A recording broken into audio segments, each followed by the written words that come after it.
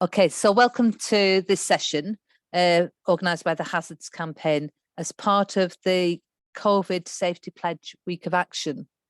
We've been tweeting all week on different aspects of COVID safety because, as we all know, hopefully you all appreciate that it's still mitigation is still a very important issue, and that there are thousands of people who are being infected. One of the parts, I come from Preston and part of Lancashire, that had an 800% increase in cases. So it shows it's a very live situation, and that we know that as a result of it, there'll be lots of people who will be not only infected, but will be developing long-term ill health, and maybe, unfortunately, some people might die as a result of it. So it's certainly an important issue to keep people protected from COVID. And I think what we always knew at the beginning of, before COVID came, that ventilation is really important in workplaces. But what COVID has demonstrated is how important it is, especially when you've got a deadly disease circulating. It's 3 years today since the first lockdown. And if we can all remember back to what, the fear and what was happening 3 years ago. I mean, it's awful to think of everything that we've gone through in the last 3 years. And still even worse is the fact that we know that our enforcement authorities, the HSC, the public health bodies, and certainly the government, who are partying most of the pandemic, as we've been hearing the last 2 days. But we know that they haven't controlled the risks to our health and our safety in workplaces. And reps, anybody that's here that's a safety rep, will remember before pandemic, we used to know that there was viruses that circulated around our workplace, and if somebody got a cough and a cold, then that would be passed on to the next person, It seemed to be a bit of a badge of honour if you came into work ill, no matter how many people you infected. But with a deadly disease circulating, then the consequences obviously were far more threatening. But there's all, air in workplaces isn't just COVID that's been a problem. There's been other deadly toxins and viruses and deadly hazardous substances that workers have been exposed to. So as we say in the Hazards Campaign, ventilation isn't just for COVID, and we would never accept drinking dirty water. So why are we accepting working in dirty, contaminated air? Especially when there's a law that says that our employers are required to make sure there is adequate ventilation in enclosed areas. Even the HSC says that employers must identify poorly ventilated areas and decide on the actions to improve ventilation and other methods for different hazards in the workplace. So as I said before, this week's COVID Safety Pledge Action Week, and we're urging employers to continue to mitigate against COVID and to sign up to the pledge. And I hope, and I'd ask you to see what you can do to try and get your employers or businesses that you have dealings with, if it's health care, if it's dentists, if it's shops, have they signed up to the pledge? We've been tweeting, as I said before, about all things COVID related, but especially about ventilation. And we'd urge you to see if any employers, any workplaces that you work in, and use the ventilation audit that we've produced. It's on the COVID website. So the idea of tonight was that we just have an informal discussion, really, about anything to do with ventilation, air filtration, anything that's of concern, really. If you've got any experiences in your workplaces or in places that you're visiting, and is there more that we should be doing to support you, or we should be doing anyway? So it's that informal discussion. So we've called it a surgery so that you can raise questions. Hilda's on the call, who's got loads of experiences on ventilation. She's been working with the NEU in particular, but other unions on making sure that their reps are trained and the information's getting out there. Tracy's on the call, who's been working as a health and safety officer in PCS, who's done lots of work raising the issues within PCS areas. So it's great that we've got them here, and we've got Ian as well, Ian Mullen here, who's been trying to campaign to get better ventilation in all places that he's working with. So any questions, any issues that you want to raise, any suggestions, please just raise your hands or just come in. It's informal. There's not so many of us, so we can make it informal. I'll give you a minute or two to think about that.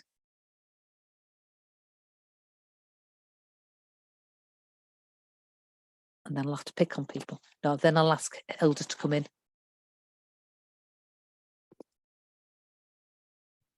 Yes, Nell.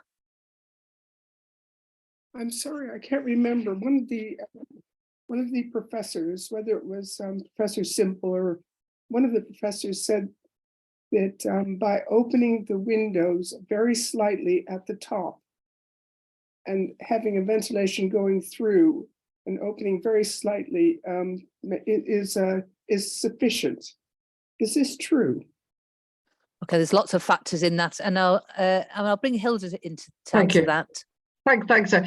Yes, that's a really good question. Now, in some cases it might be the problem with natural ventilation by opening doors or windows rather than having mechanical heating, air conditioning, ventilation systems, is that it depends very much on the sighting of the windows and also the weather, the wind speed and the temperature outside and inside, the difference in temperature.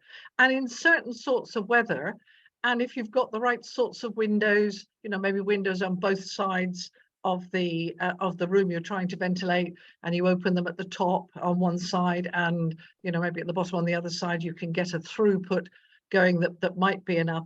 But it's very, very variable. And a lot of the studies that have been done on ventilation actually show that it's not reliable, because it does depend on the weather and the temperature difference. And it's best, obviously, in the winter when it's colder and there's a bigger temperature difference, but then there's a bit of a problem in terms of getting too cold. And it's certainly true that on some days and in some circumstances, opening the windows a little bit and if there is a good air current, that may well be enough. But it will depend very much on the number of people in the room, what they're doing, and also the infection rate, how many people are likely to be infected in that space at any one time, as to whether it's going to be adequate or not. So I think it's a little bit hit and miss. It certainly is true that opening the windows can improve the ventilation, but it's not it's not necessarily very reliable sort of day by day. It can work, but it's it may be the only thing you have, in which case you're going to have to do that, but it might not be enough. And that is why, although you need to improve the ventilation first, you may also need then to look at actually filtering, cleaning the air in that room to give you the equivalent of the effect of having better and more ventilation. Thanks, Hilda. One of the questions that keeps being raised with us is about health settings, hospitals, people going to hospitals, and the fact that people that sometimes that they're not being strict enough in making sure that people are safe in those environments. That not everybody's wearing masks and it's not particularly well ventilated. So what would the advice be, Hilda, on going to hospitals? Yeah, that's a very good question, Janet. And when I was speaking in response to Nell, I was really thinking of like classrooms and maybe offices. I think healthcare settings are different because obviously you've got more people who are sick, and there is a general requirement for a much greater level of ventilation. So whereas you might want 10 litres per person per second in a classroom or an office, or 6 air changes per hour, in a hospital you'd want more than that, a great deal more. And at the moment, in hospitals in the UK. It's anything from 20 to 50% of people who have COVID in hospitals caught it there. In Scotland, it's actually up to 70%, and this is entirely and utterly wrong. And that, you know, there is a huge need for hospitals to both improve their ventilation, but also to very specifically add HEPA filtering in order to remove a whole range of airborne pathogens. Almost all pathogens can be spread through the air, respiratory pathogens, but also, you know, norovirus and fungal, in fact, all sorts of things can be spread through the air. And you would expect hospitals to have a much greater rate of ventilation and filtration. And there have been a lot of experiments, and particularly some famous ones in Addenbrooke's in Cambridge, where by putting all the hospital workers in FFP2 and 3 masks, they virtually stopped transmission of infection within the hospital. And also by adding HEPA filters in those same hospitals, they also virtually stopped the spread of infection. But it's certainly true that what is going on in hospitals at the moment, and hospital-acquired infections, including COVID, are at an absolutely astronomical, absolutely scandalous rate that is putting the staff at risk and is putting people going into hospital for operations or for general treatments, for their cancer, for their anti-cancer treatments, or for any other purpose. It's putting them at great risk of then catching COVID and possibly dying of that, or becoming very ill and complicating their other conditions. And that is, it's absolutely, it's quite staggering how this is actually being tolerated. And there is a huge variation between hospitals. Some hospitals are managing to control the infections and some are not. But that has to be done by proper wearing of FFP2/3 masks for all patients and particularly staff, and also by very, very good ventilation and extra HEPA filtration. So I suppose, you know, what we'd say is that if you're having to visit those a hospital or a doctor's or something like that because of the risks involved, then we would absolutely advise anybody going into those situations to wear FFP2, FFP3 masks. Yes, absolutely. And to ask and to try and ask, you know, staff, this idea that staff in hospitals should be showing their faces and their smiles is ridiculous. I mean, we all want to be kept safe. We don't necessarily want to see people smiling, and we want them to be kept safe. So to ask both that, wear a mask yourself, and you'll probably pass through a door which will have a sign on it saying you should wear a mask, but nobody's actually enforcing it. But also in hospitals, there can also be another form of protection, upper room ultraviolet germicidal irradiation, which will kill off all the pathogens, viruses and bacteria and fungi that might be in the air. And that, you know, that's a long-standing technology that's been used in some hospitals and in isolation areas, and possibly in operating theatres and things like that. So there are other ways as well. But definitely, I wouldn't go into a hospital. I don't think anybody should go into hospital without a mask, and certainly anybody who is compromised in any way because of their illness that they're going there for, or treatment, they should definitely wear a mask. Yeah, Jackie's put in the chat, during surgery and coming round will be a risk.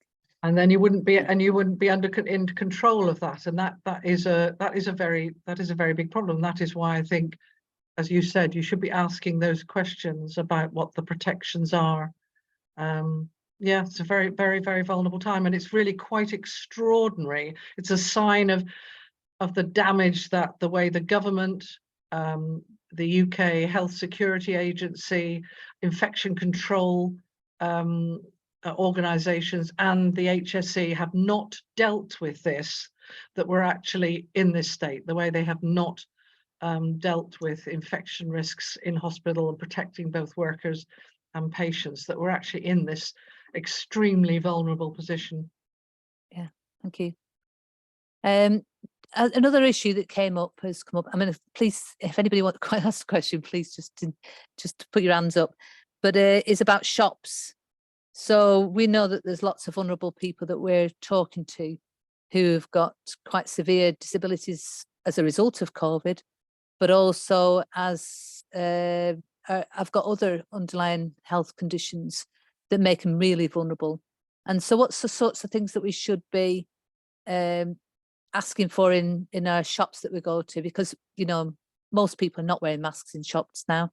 That seems to have gone by the way, like, you know, and it's very difficult to distance ourselves in those places. So is there other things that we should be talking to the businesses about?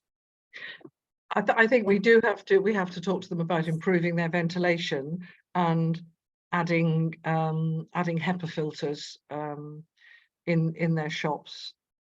It's actually very difficult, this, because you could improve the ventilation and you could but you would it's always about layered protections.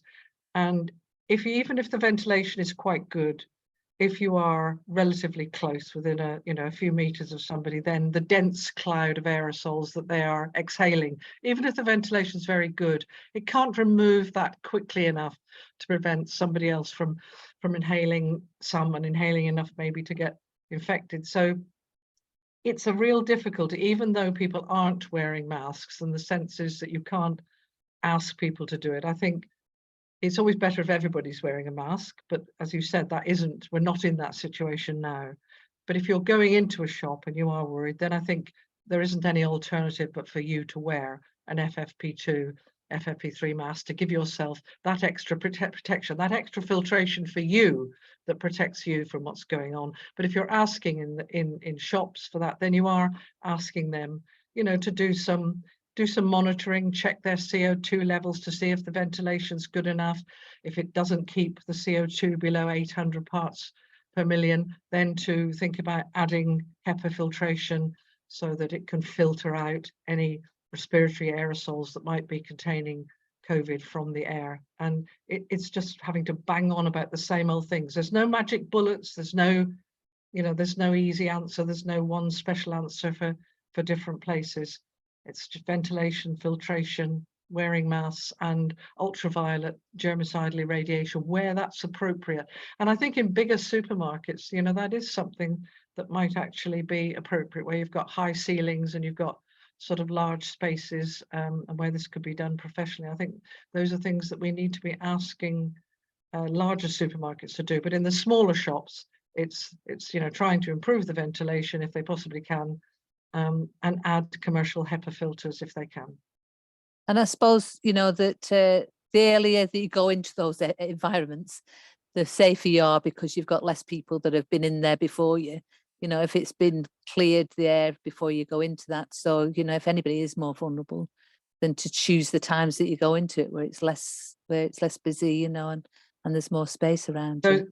Yes, those are things you can do, and those will have some effect. But the difficulty with that is when there are at the moment, what is it, 1 in 40 people might be infected, and somebody, you know, even in a relatively uncrowded place, infected people may have gone through it before and their aerosols may still be hanging around. So I think while that's good advice, it's also important not to sort of give too much false reassurance that those sort of things will protect you. We have to be aware that once people are passing through an area and breathing out, you know, those aerosols do hang around for a while, and you can still get infected by the aerosol. Somebody who's been in 10 minutes, half an hour before you and gone before you get there, you could still be infected from them. So it's important to have not to be, it's quite hard to make rational risk assessments when we don't have enough information.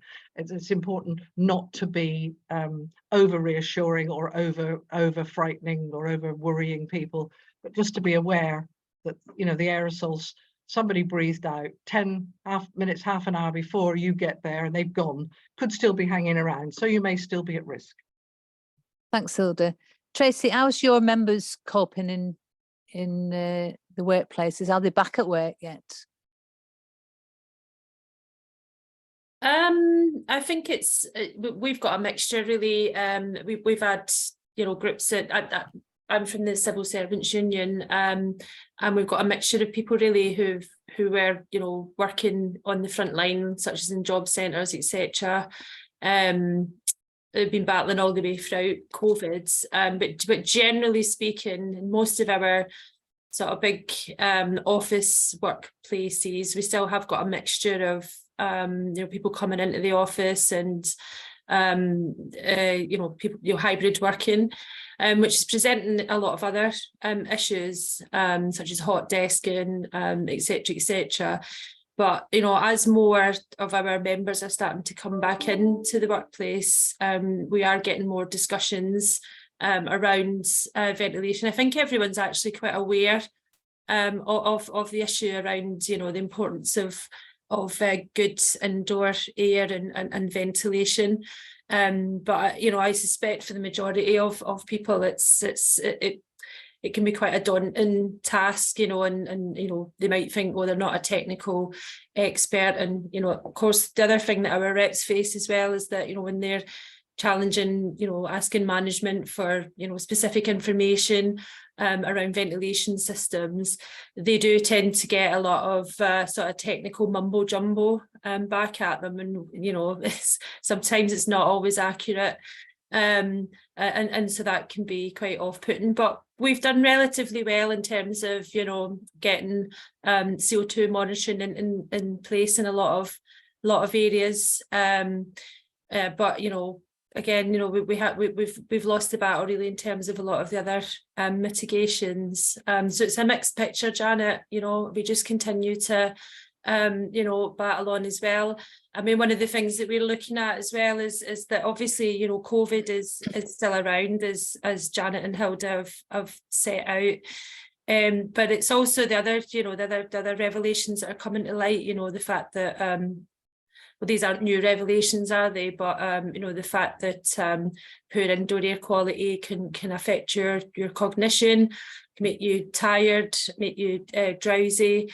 There's the question of indoor air pollution as well, particularly in the larger cities. You know, what else are we breathing in? But there's been some quite worrying studies that have come out now linking poor indoor air quality to higher risk of dementia and osteoporosis as well, I heard. So, you know, we're very much sort of, you know, continuing to keep it on the agenda and to make sure that, you know, we highlight, you know, the wider issues, which, you know, unfortunately, you know, the Tories seem to be getting away with their living with COVID plan for the moment. So we're hoping that, you know, raising awareness of these other issues as well, it can garner a bit more support. Yeah, I was interested, you said about technical mumbo jumbo. I know early on in the pandemic, I was looking at some responses from employers on what the ventilation was, and we'd, you know, in one of the unions that they'd put out their information on ventilation and what the employers should be providing, you know, and the number of air changes, etc. And this response came back, and it was everything that the union had asked for. And I thought that was great, like, you know, that's really good. And then we started to look at the figures on it, and they just put everything that we'd asked for, and there was no calculations that added up to what they'd said. And we challenged them on it and said, well, you know, although that's brilliant, can you just tell us how you've calculated that? And the employer didn't know, because they've got a contractor to do it. So they went back to the contractor and said, can you just tell us how you calculated it? And then there was a long silence for a number of weeks. And eventually when the officials came back to me and said, well, can we just write it off? I said, no, we just want to know what the answers are. And they pressed the employer, who pressed the contractor, who came back. And eventually we got an answer from the employer which said, actually, we've just terminated the contract with the contractor, because they obviously hadn't done the work. They just told us what we wanted to hear rather than actually done the actual calculations properly.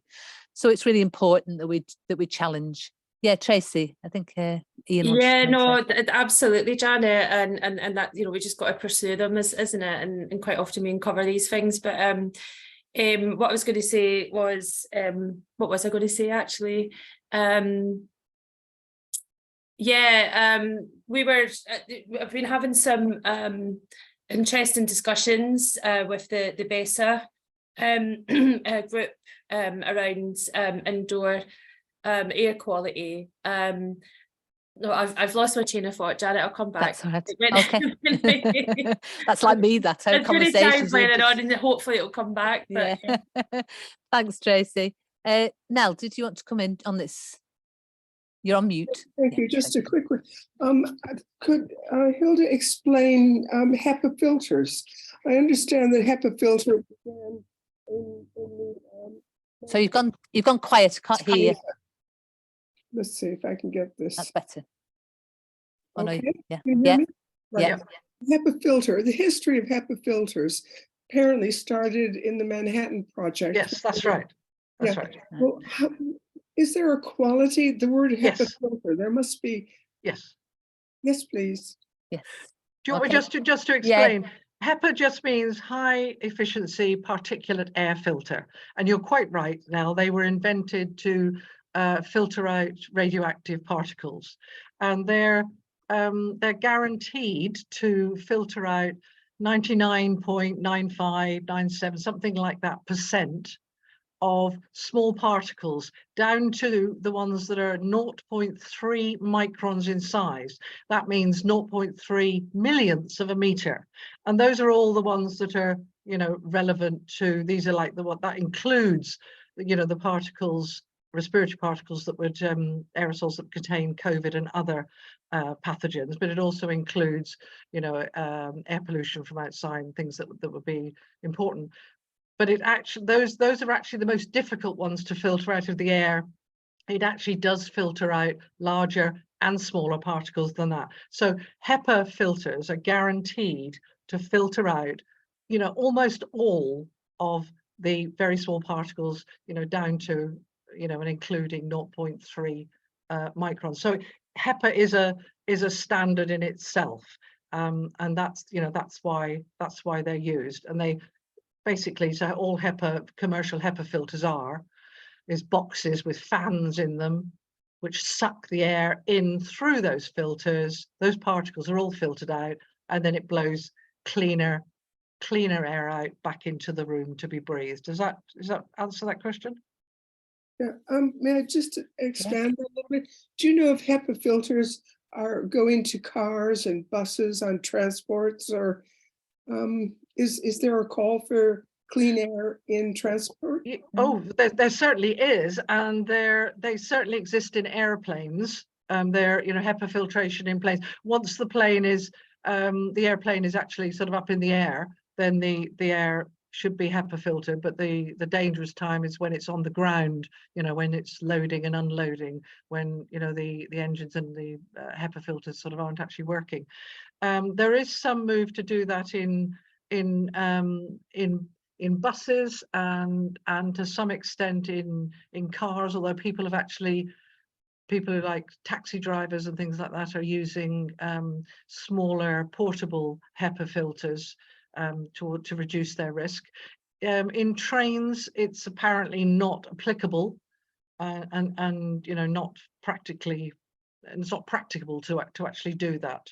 So, you know, that is a problem. And then in those cases, it's much more a case of actually improving the ventilation, improving the throughput. Thanks, Hilda. Ian, did you want to come and ask? Did you want to ask a question? I know you had your hand up before. Yes. Sorry, John. Just a bit to get off the bus here, but I certainly wouldn't disagree with anything that's been said either by Hilda or Tracy. But what I did want to add, was around the issues of, you know, it's a very challenging time for all the trade union reps and the health and safety representatives, because not only are we challenging the employers, we're actually challenging the UK and Scottish government in Scotland, and the level of incompetence that they show and the lack of willingness to actually listen to people that, you know, can explain the situation in workplaces better. It's quite staggering, to be quite honest. I've recently given evidence to the Scottish government's COVID-19 committee, where you were asked quite a few questions in relation to long COVID, and one of the questions was from an MSP, you have to have 200 symptoms to have long COVID. Absolute nonsense. And, you know, we spoke about respiratory issues and the internal organ issues that go along with catching that. And you try to explain to them about HEPA units and the use and what they actually can do with bacteria and viruses and any other hazardous dust that may enter the workplace. And there just seems a complete and utter lack of interest. And I think that, you know, I've started talking to a load of our councillors. I was at a meeting today with them, and I've said to them that we really need to start looking at the long-term health benefits of HEPA, and we should not be building new depots and new offices without actually including the industrial HEPA units that you can fit into your air conditioning systems, because everybody's makes reference to, you know, mobile and wall-mounted HEPA, but there are long-term benefits of having this actually within the air conditioning systems. The other thing I wanted to raise as well was the actual use of public buildings for heat hubs. And in Edinburgh, we're probably putting some of the most vulnerable people in our society into these community centres or libraries. You know, they're mixing fairly closely, they've got activities to do, they'll maybe have some food there. There's been absolutely no consultation with the trade unions. There's been I was asking for some of the data today, and they're not even collecting data. So we don't know if there's been infections caused by people mixing within the heat hubs. So that's basically what I wanted to say about it. I think, you know, the fact that we've got the COVID Safety Pledge Week this week is an opportunity for all of us to, especially the trade unions, to sign up to the pledge. We need to start leading by example so that we can then encourage our employers to sign up to it as well. Thank you. Yeah, thanks. Janet, can I come in? Yeah. I think it's important. Ian. Oh, you've gone.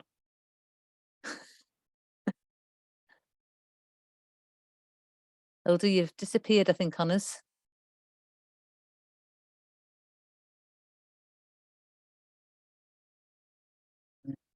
Okay, let's just perhaps come back in. Oh, she's here now. Hilda, we can't hear you. Sorry, can you hear me now? Right, can hear you now. Yeah, I'm sorry, my internet's going in and out.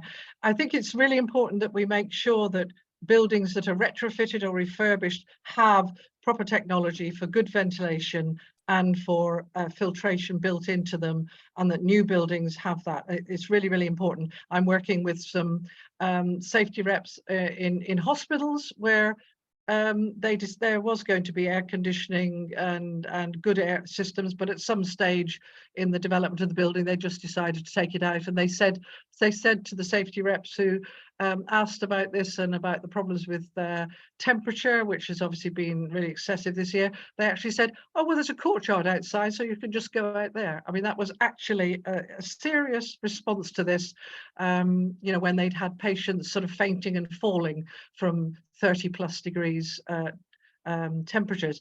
But the point about, just a point about HEPA filters, HEPA filtration, a lot of most existing heating, air conditioning and ventilation systems don't have the capacity to take HEPA filters. It's important that they're upgraded to take the highest level of filter that's possible, but they will not, most of them, be capable of taking HEPA filters. That's part of the reason for using portable stick in a room HEPA filters. This is something that we are recommending now because it's an emergency, an immediate and quick response to an emergency situation. But while this is going on, long-term solutions to do with ventilation and filtration and cleaning indoor and cleaning outdoor air and reducing pollution have to actually be done. And just to reiterate, so people have mentioned in the Tracy and others have mentioned in the chat that there are lots of really bad actors in the air purifier field because it's very, very poorly regulated. And there are lots of people offering needlepoint ionization and plasma and ozonators and all those sort of things. And so we would advise people very much to avoid all those sort of things and only go for HEPA filtration or a do-it-yourself MERV filtration, which just takes stuff out of the air, not adding anything to the air. Don't want to add any chemicals to the air, which can then combine with any chemicals in the air already and create even more harmful substances. So we have to be careful about that. And I know that quite a lot of workplaces have put ozonators into their offices. Every half an hour or so, they give a burst of ozone into the air. Ozone is a carcinogen and a respiratory sensitizer, and it's causing a lot of problems. You can't disinfect the air in that way. You have to sort of filter out the particles. So we've got to be very careful about those sort of things as well. I was just mindful when you were speaking there, and as well, Ian, about the about new builds. I was fortunate to attend a webinar with some architects at the local university, and they were talking about how do they make sure that in new builds that they're looking at air filtration, look at ventilation, how do they improve ventilation. And apparently there's a round hospital in Sweden which was built to try and make sure ventilation was really good. But I think it's I think as safety reps or any influence that we have, I think we should be questioning how the ventilation is working in those areas. Is it is it mechanical, or is the mechanical ventilation? And I think we should have point of view in it. We should be asking questions about it. We don't have to be experts in this thing. We just need to be asking questions. But I think also perhaps if we've got councillors, what are they doing with planning permissions for new builds that perhaps not got trade unions in them, for factories and offices and that sort of thing? What sort of questions are they asking about how new buildings are, the filtration and or ventilation on them? I think that would be useful for us to have a bit of a discussion about that as well. Okay, any other questions, any other subjects, any issues that you think we should be talking about? Can I just add on to that a minute, Janet?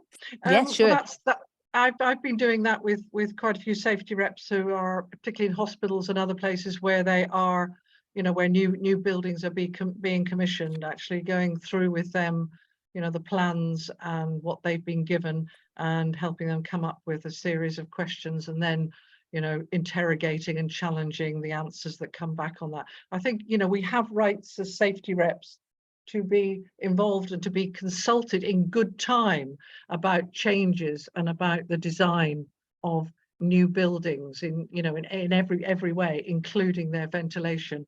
And I think it's really important that we do ask that. And I think from the work that we've been doing with safety reps in hospitals, particularly, the stories that we are being told and the incredible things they're finding in their ventilation systems, pigeons' nests full of pigeon poo, which then fungi feed on, and which then get into the ventilation ducts, and the way in which they're treated by their management when they're trying to ask these questions about infection control is, quite frankly, mind-blowing. But we need to use those powers a lot more in terms of interrogating the whole thing. Yeah, thanks, Hilda. And there's some really good examples of those pre-pandemic, never mind during the pandemic, that Yes. yeah, that needs Definitely. we can cite, we can talk about. Any other issues? I suppose one of the other issues that I see is about schools, and the number of infections in schools.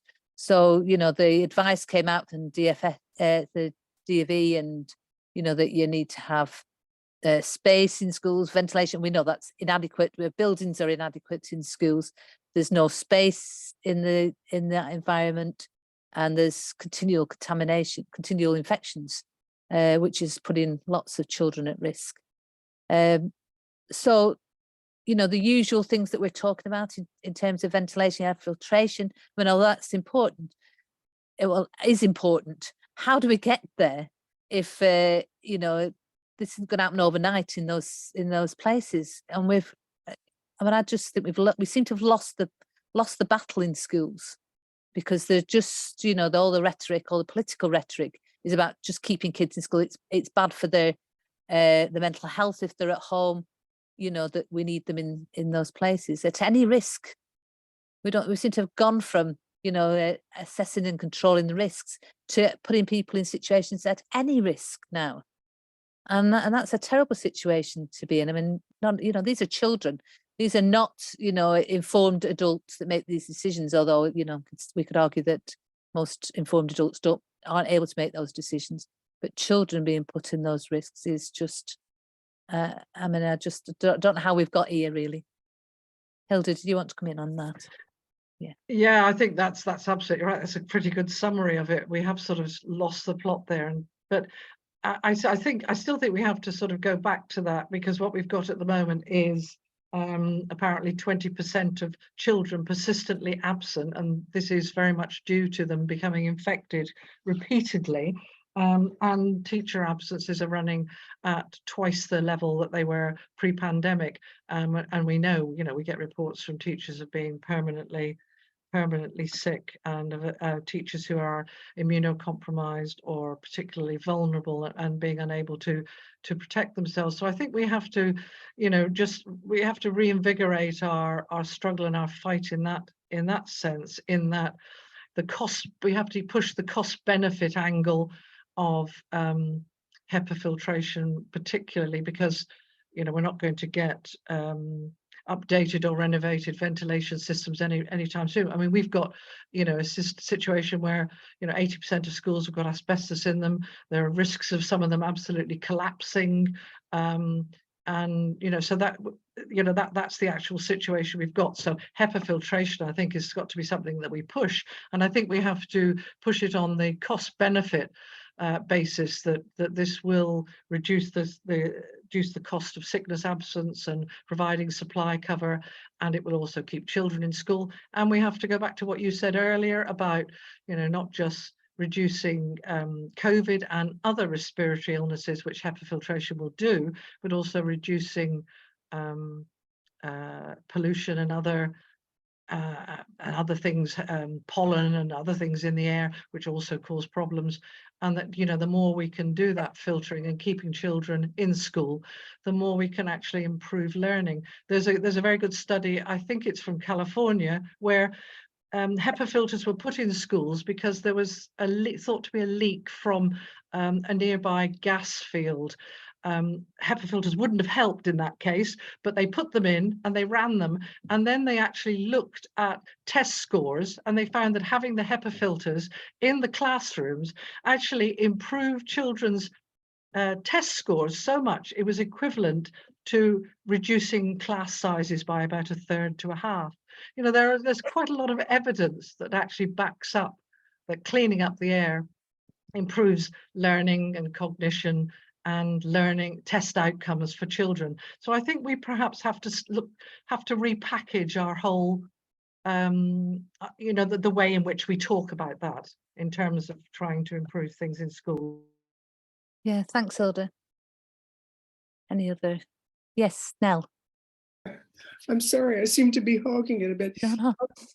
I had, at one stage in my life, I worked in the industrial printing press in a room that had no air. And as an asthmatic, I became really, really ill, and I was working for the government. And I complained. I didn't complain that much, but I mean, it was obvious that my breathing was getting, so they opened the window and I got better. But I wonder how many people, it was obvious ozone, you could smell it. How many people are in that situation and don't know it?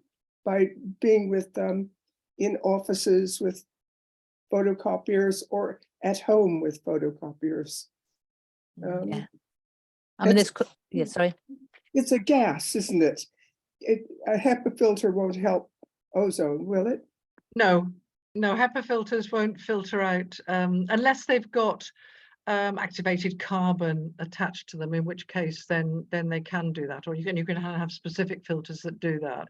But no, HEPA filters are filtering out particles. They won't filter out those sorts of things. No, but you're right, you know, about so many people actually do work in buildings where in offices where there is no ventilation at all, and many of people are being made, you know, pre-COVID, being made, you know, seriously ill, and employers are not obeying even the weak, you know, ventilation guidance that is there in the law.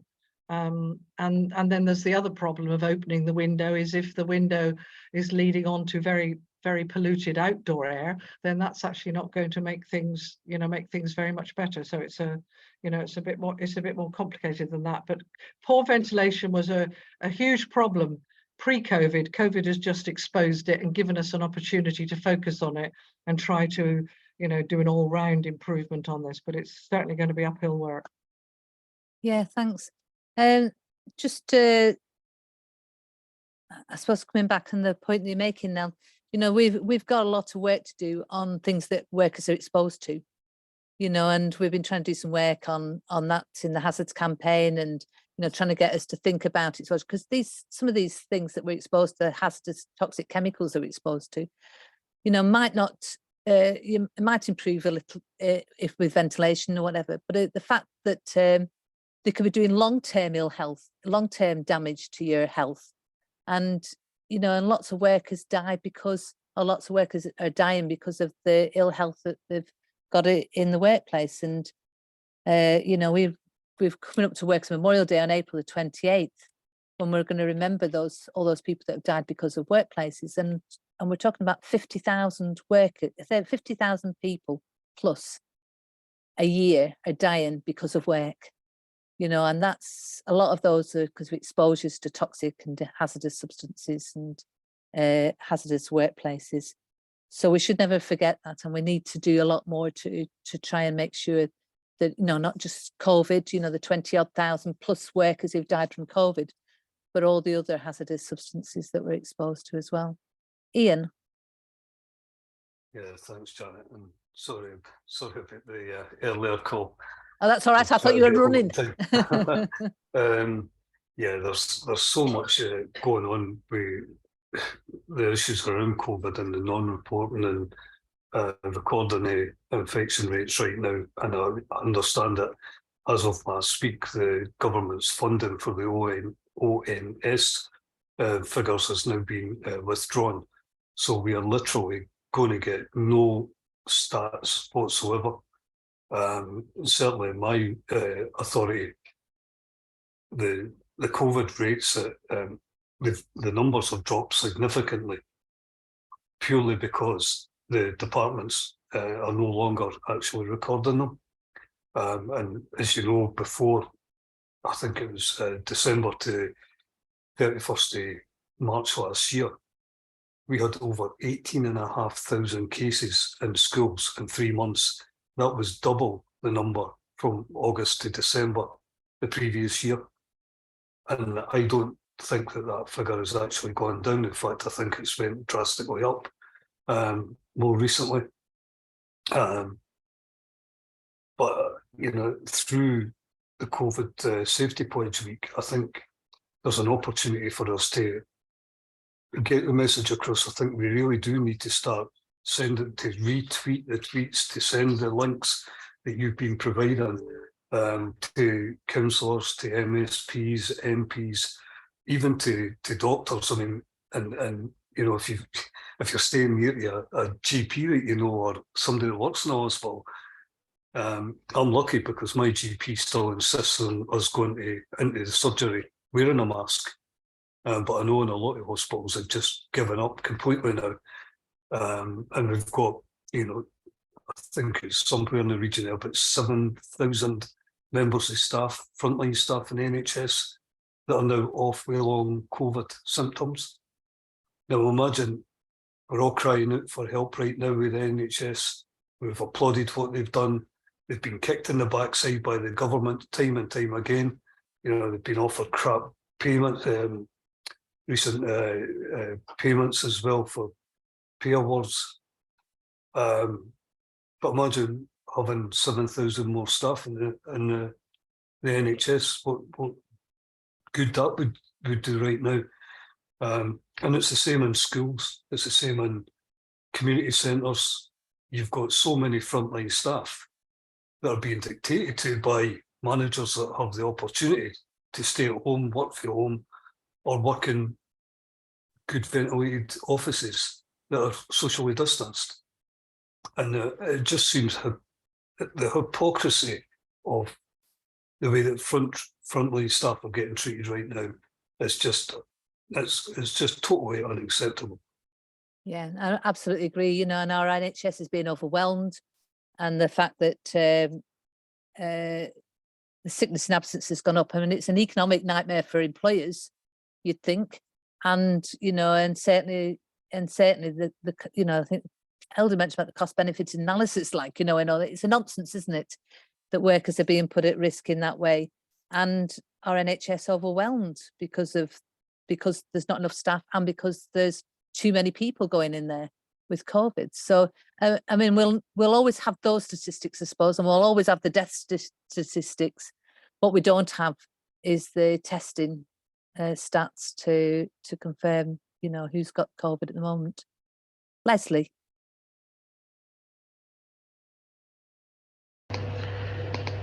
Sorry, I'm stuck. Hi. Yeah. Right. Just deviating slightly off COVID, around the Entonox issues and the poor ventilation systems to extract medical gases from the working environment. Just asking Hilda, really, I don't think it would, but would those I can't say it. HEPA filters. HEPA filters, I don't think they wouldn't be of any use, would they, with this sort of situation, because they'd be far too small particles from the gases. Yeah, no, they certainly won't. They certainly won't pick up the gases, Leslie. But I mean, those are the point about all those you know, those fugitive anaesthetic gases. You know, Entonox gas and air in you know, labour wards, and also, you know, in anaesthetic gases in operating theatres. This has been known about for decades, and there is the technology, you know, that can be associated with the delivery systems to actually, they call it scavenging the, you know, the gases, the fugitive gases that are escaping at source, and, you know, stopping them getting out into the air. And it's really an absolute scandal that we're actually in this state now, where it's being posed as a sort of protecting midwives and nurses' health versus pain relief for labouring mothers, which is, you know, it's a complete nonsense. It's the fact that they haven't protected everybody by actually doing that. But no, you actually need, you know, that proper technology to actually do that. I thought as much. I think what's so horrifying, I don't know why I'm surprised. I have no idea why I was surprised. I don't know why. It's a touching faith.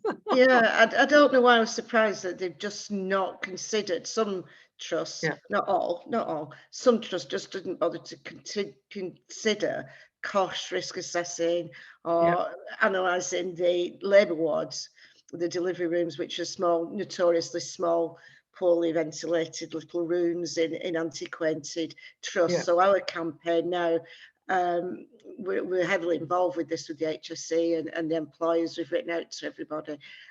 All the CEOs now, health and safety reps have got specialist training we're doing, but we're moving on to the raising the concerns about the lack of investment in estates and NHS estates, which obviously COVID brought to our attention, the lack of rooms, lack of changing rooms, lack of facilities for people to be separated and separately drink, or have a you know, move away from colleagues in rest periods and things like that. So we're very much in line with the COVID pledge, really. And I've made a note to self today well, in fact, while we've been on, I've sent all the information to our exec team just to say, so we need to be signing up for this and get on board, which we've discussed before. But it's just ridiculous, isn't it? And I go into the trust now and nobody bothers. It's just nobody speaks about anything anymore, really. Yet we do all know people who've still got COVID. Yeah. It's such a worry. And I think that, you know, we've been running some of these long COVID support group session, a support group session, and it is dire. You know, these people with long COVID have got such severe disabilities. Yeah. And unless you know somebody, you know, and I mean, this is talking about thousands. We're talking about 2 some million people with long COVID now in the country. So it's a massive problem. But it's you know, what you're describing though is the sort of gaslighting we're being exposed to. You know, we're living in a time of great cognitive dissonance, aren't we? I mean, everybody who's working anywhere knows how big a problem it is, particularly in the health service and in education, in all workplaces. We know that COVID infections and COVID absences and people with long COVID, it's an absolutely massive problem. But we're being told that it doesn't exist. So we're normalizing this incredible deliberate disabling and making people sick sort of wave, and that's something really difficult to fight against. And it's not surprising that people are getting sort of worn out by it and fed up with fighting it. But I think somehow we do have to capture people's attention again with the fact that, you know, this isn't something that we can just normalize, that every time you get infected, you know, you're at risk of dying suddenly of a heart attack in the next couple of months. You're at risk of all these other long-term effects. You know, our young people are going to be maybe permanently damaged for life, and everybody risks getting long COVID. And if you get long COVID, your employer's not going to stand by you. The government's not going to really support you. If you end up on benefits, it's going to be really dreadful. We have to actually somehow get these things across and bring it back into the discussion. And I don't know exactly how we do that, because people are very worn out. But I did a session this morning at Midlands TUC, and there was a lot of real interest in this, and people very aware that these are the conversations they must have, despite, you know, all the gaslighting and the government and the HSE and the UK Health Safety Security Agency abandoning us. There was a real desire to do something about it, and 2 or 3 people there who'd actually managed to get HEPA filters, ultraviolet light, germicidal irradiation, and better ventilation, and a whole range of other things. So there is hope there, but we have to find new ways of doing it, I think. I think, and just to come back on the point, I think that Tracy's raising then in the chat about people going into workplaces with COVID. You know, one thing we've been talking about on this, we produced a long COVID charter, and that's to try and put pressure on employers to continue to mitigate against COVID, and to say to them, you know, if you continue to try and encourage people to come back to work with COVID, then you're putting other people at risk, and we want that recorded. So make sure that if you're in that situation, that we're holding our employers to account for that, because if somebody then gets COVID because they've forced somebody back to work with COVID, and somebody else gets COVID and ends up with long-term disabilities, then that person should have the right to get compensation for that. And that's not what we want. What we want is workers to be able to go off work and stay off work, you know, and be with sickness. What we don't want them to do is to come into workplaces. But if employers are forcing them into work, we want to hold them to account for that decision. Tracy. Sorry, what I meant by it really was choosing to work. So they're not necessarily going into the workplace, or their employers forcing them back with COVID, if you see what I mean. Yeah. And I know a couple of my mates who are still, you know, sometimes they're still doing trade union work, for example. It's not always, you know, the sort of, you know, the work that they're employed to do, or they're an activist, you know. And someone I know who's got COVID at the moment is continuing to campaign around issues. So there's that sort of self-care as well. But I mean, there's also the other side of it as well. about, you can catch COVID and perhaps after, even if after you've had a negative test, you think that oh well, that's me, I'm fine, you go back to work, but actually are we actually measuring how long it might actually take us to actually fully recover? And I actually don't think you can put a definitive time scale on that. I think everyone's different, depending on your physiology, and really, you should be given as much time as you need, in order to not just recover from the virus itself, but the reactions we have to it. I mean, I was really tired for weeks after I had COVID, for example. So that's sort of what I meant in terms of, but yeah, as Ian points out, how can we tell, without testing and tracking of cases. Yeah, thanks, Tracy. Ian. Yeah, thanks, Janet. I had a very quick question for Leslie, actually, and it was, you mentioned that the HSE had been working with your employer, and I've had quite a few difficulties with the HSE. I still cannot understand how our health and safety regulator can have COVID down as a virus, or what's called a VOC, a virus of no concern, when you've had so many hundreds of thousands of people that have become seriously ill through that. And I was just wanting to ask Leslie what you thought of the information, the guidance and the advice that your employers obtained. Okay. I'll just bring in Nell first, and then you perhaps answer that, Leslie, if you can. Nell. Sorry, you're on mute, Nell. Okay, hear me? Yes.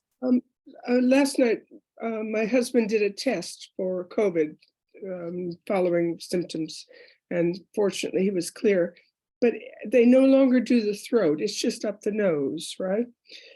I'm just wondering how Hilda, maybe you can answer this. How valuable are saline solutions? If COVID lives up the nose, should we all be using saline solutions, the old-fashioned netty, whatever? Does that work? Would it be helpful? There's quite a lot of there's a lot of anecdotal sort of stuff around sort of nasal washing or whatever you call it, and using saline solutions and solutions based, some nitric acid and dilute forms of it. There is some evidence that works, and there's a lot of trials going on at the moment around nasal washing, and as a way of actually reducing the spread. But I think I think the jury's out really at the moment. I'm not sure. I think if you probably no harm in doing it. Some of the people that I very much respect and who know a great deal about all of this, do swear by some of these things and trade the names of particular nasal washes on the internet. I can't actually remember any of them. You can actually buy them. So I mean, I think it's worth. I think given the situation that we're in, it's worth doing. And I wouldn't recommend it other than people I do trust to know medically and scientifically about these things actually do say that they can be effective in reducing infection and also to some extent being preventative. So I think it's well worth looking into. Yeah, and I think the other thing that was talked about it last year, I remember when they first introduced the tests that just go up the nose, that people were saying use them to go on the back of your throat first as well, just be doubly sure, because they're not necessarily picking up the virus. I don't know whether that's true, but it was certainly a number of. No, I think that is true, Janet. Yeah. Tracy. Yeah, me again, sorry. I was just going to say, given I've posted a link to the video presentation that Dr. John Fluxman gave to our safety reps a few weeks ago on the physiology of COVID. And we put it around the union, and we actually got a bit of a renewed interest in COVID. A lot of people didn't actually realise that it's a vascular infection, that it affects your vascular wall and walls and how it affects your arteries and how it gets into all the various different organs and how it mutates. And I think it gave a lot of people some food for thought. And one of the byproducts, of course, in terms of all of this, what Jonathan points out is that the higher risks towards sort of autoimmune diseases as well. We know that women are more susceptible to autoimmune disease, and we know that women are more prone to long COVID. So that there's an inquiry there to find out what's going on there. Why are women more prone to autoimmune diseases? There's a lot of theories around that in terms of general sort of society and a lot of the sort of sexism we have to and stress that we have to face. But it's questions around inflammation in our bodies, and clearly COVID is something that is very good at getting into all our various parts of our body and causing inflammation. And there hasn't really been a lot of advice, has there, about how you can recover from COVID, in terms of how do you manage something that's causing inflammation, and how can we work towards reducing that, rather than the mainstream sort of view is that it's still a respiratory virus. So I don't know, how have you had any thoughts on any of that? Yeah, and I think that's true, and the fact that we're not looking at the symptoms, all the symptoms, and we're not, and our employers are not working properly on that, that's certainly causing problems for workers. We know that, from talking to these long COVID sufferers, that there was some really ridiculous things that they were saying to them. You will come back, do 12-hour shifts. This is somebody who's got long-term, real severe disabilities. There was no way that person was going to be able to come back and do a 12-hour shift straight away. That it's not a smooth path of recovery. This is something that people may recover and then go back, and then so you can't expect people to do phased return to work in the normal way that we'd expect it to happen. And so there's a lot that we don't know about it, and certainly the way that it it reacts to individuals' circumstances, individuals' biology, etc. It is impacting on people in totally different ways, and so there isn't a linear recovery on it. It's got to be done on an individual basis, and we hope that employers would support people, especially, by the way, those workers that have been exposed to the virus in the workplaces and in the jobs that they're doing. You'd expect that the employers would have been a bit more sympathetic and supportive of them. So there's a lot that we need to do to support workers in that way. You're absolutely correct. I mean, I'm representing a lady at the moment who's come back to work. I've had to say, do not feel pressurised into reducing your hours, because she should reduce. The main problem that we have right now is because the employer is following government guidance, which is fundamentally flawed and has been for God knows how many, at least 2 years anyway. But each individual manager has a different perspective on things. You'll have managers that are really good and understanding and will allow individual employees to come back on an agreed phased return with possibly a reduced working week that's been extended, reduced workloads, breaks, extended breaks, etc., etc. And then you'll have the kind of more employer orientated one where the economy and the productivity comes before public health and the health of the individual. And what I'm finding is that they are not thinking out the box about where they can introduce reasonable adjustments into the workplace to, even if you're only working part-time, 2 or 3 days a week, if you can extend the hours over a longer period and be more flexible, so that if that individual worker, I'm a great believer that for whatever reason you're off, if you can get 25% work out of a worker whilst they're not feeling 100%, then that's better for their own mental health than having them off, not being productive, and their mental health being affected with that. So I think there needs to be a more consistent approach by managers in the way that they look at long-term phased returns, reasonable adjustments, what they can do to support the individual that is returning to work. And that's just not happening at the moment. And sadly, there is no guidance for employers. Yeah. No, I appreciate that. Yeah, thanks, Ian. Hilda, do you want to come in on that? Yeah, I mean, I think that's what you've all said there, what you, Janet and Ian and Tracy have said about that and about return to work. I think it's going to be extremely difficult and extremely variable, and everybody has different sort of parts of the symptoms.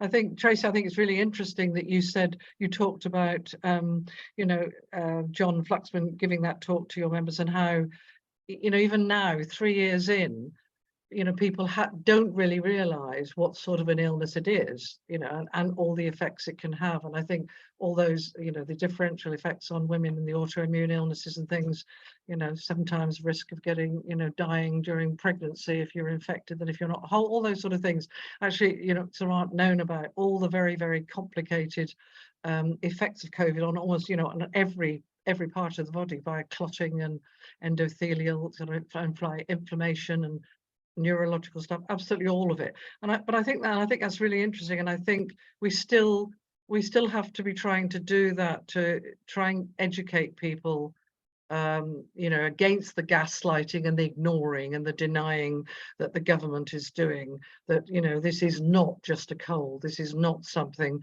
that you want to catch. The getting affected again and again in order to boost your immunity is the absolute nonsense that it sounds like, and that is not what we should be doing.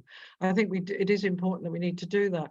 I think the long terms, we do have to try and prevent COVID, to prevent long COVID, because all those people who are suffering now from ME and chronic fatigue syndrome, from all the autoimmune illnesses, rheumatoid arthritis and lupus and a whole range of other things, really, really difficult, debilitating illnesses, which most people are just struggling with on their own, for which there is very little help and support out there. And now we have long COVID on top of all of that.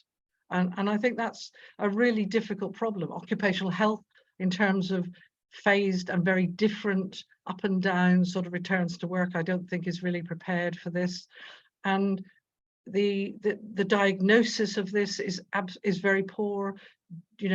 GPs and specialists in hospitals vary hugely. We still have a huge number of medical practitioners who do not believe in these sorts of things. And that is all coming back to affect people. A lot of the long COVID clinics, some of them have already been shut down. A lot of them were actually giving out advice which was positively harmful, forcing people to do graded exercise and things like that. So I think, we have got an enormous sort of problem on our hands. But I'm really encouraged by the fact that Jonathan doing that talk to your members actually was received so well, and that people were really interested in that.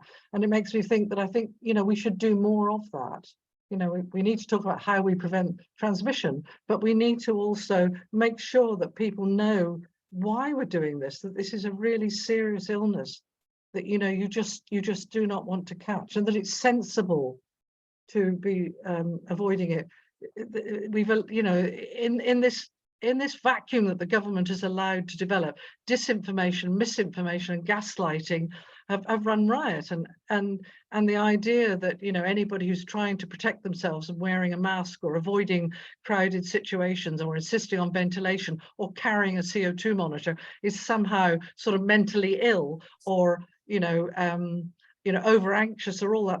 We've got to actually counter all these things. I think we're going to have to actually take them on a bit more seriously. Yeah, thanks, Hilda. And I suppose just to come back to the point that you raised earlier, Tracy, about something. I've gone hot desking. About hot desking, that was the issue. I think that's as a whole other issue, I think, and it's not the first time I've heard that today, because we're talking in colleges and universities, because a lot of them have been working at home and doing different, they're all being told to hot desk as well. And that's a really other storm that we're creating there. For one, spreading the virus, but also, you know, the bacteria infection. There's all sorts of issues around hot desking and the illnesses that it creates, the environments that it, you know, that it creates, that are not conducive to good working, but not conducive to good health as well. And we need to challenge that. We need to challenge, you know, hot desking situation, certainly in light of COVID. Ian.